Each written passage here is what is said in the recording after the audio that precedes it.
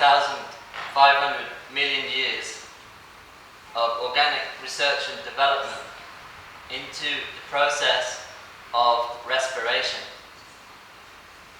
Breathing, in the sense of chemicals going across the membrane of a cell, has been going on since the beginning of life, and the knowledge about that is encoded in your DNA. It's absolutely unnecessary and very unhelpful in your practice to either push your exhalation out with muscular effort, however subtle, or suck your inhalation in from your intent. The inhalation and the exhalation are not necessarily what they seem if you relate to them superficially, because the exhalation has a definite, a clear power. But it's a passive power. It's a power that comes from the elastic nature of the tissue of the lung, which asserts itself once the fibers of the diaphragm have released their contraction. And it's that elastic quality of the lung tissue that pushes the exhalation out. There's no need to use muscular contraction in your intercostal muscles or abdominal muscles to aid that. It's just a waste of energy.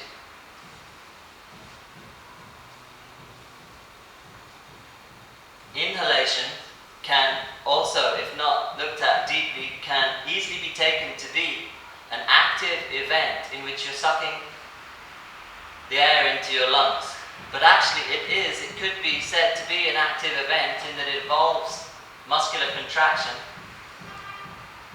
But the purpose of the muscular contraction, the contraction of the diaphragm and supporting muscles, is not actually sucking the air in. All it's doing is lowering the pressure inside the rib cage, and then the air pushes itself in.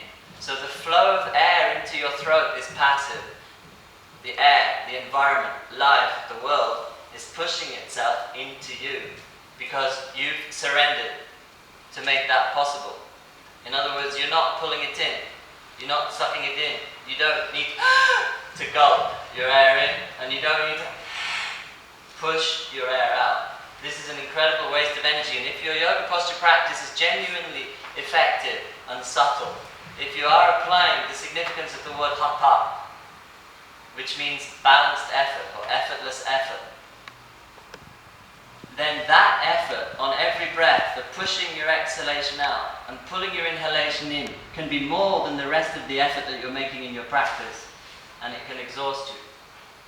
Or if it doesn't exhaust you, it can leave your practice nourishing you much less than it could if you allow your breathing to take place as a completely organic event, completely free from your intent. Which is easier said than done, because we have a habit of sucking the inhalation in, aside from yoga posture practice, and pushing the exhalation out, aside from yoga posture practice. But if our practice has included the concept of pushing the exhalation out or pulling the inhalation in, then the high value that we give, rightly or wrongly, to yoga practice sanctifies this concept and makes it even stronger and harder to release.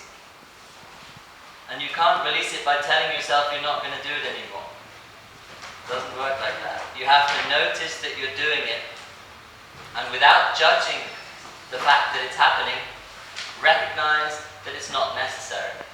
And eventually it'll just stop.